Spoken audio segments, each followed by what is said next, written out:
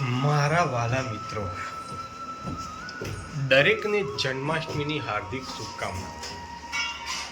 આ જન્માષ્ટમી પર શ્રી કૃષ્ણની દેવી કૃપા તમારા પર રહે, જે તમને સુખ અને સમૃદ્ધિ તરફ દોરી જાય। કૃષ્ણના શૂર તમારા જીવનને શાશ્વત આનંદથી ભરી દે। જન્માષ્ટમીની શુભકામનાઓ। ભગવાન કૃષ્ણના આશીર્વાદ તમારા ઘરમાં સમૃદ્ધિ લાવે અને તમારા હૃદયને પ્રેમથી ભરી દે। તો મિત્રો, આજે છે જન્માષ્ટમી।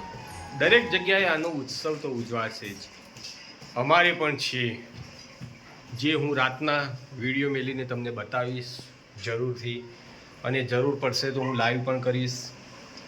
તો હવે જોઈએ આપણે ઘરમાં શું શું ચાલી રહ્યું છે। અત્યારથી મસ્તી, આખો દાડો મસ્તી જ હોય એવાનો। શું બને ખાવાનું? આજ તો દરેકના ઘરે ફિક્સ જ હશે ભાઈ, જમવાનું શું બનશે તો આપણે પૂછી લઈએ। શું બનાવ્યું આજે? શીરો અને ભાજી। સીધો રે ભાઈ, મસ્તી ના કરાય આવી રીતના। શીરો તો બતાય કેવો બનાવ્યો બગા। વાહ ભાઈ વાહ, ગજબ નો।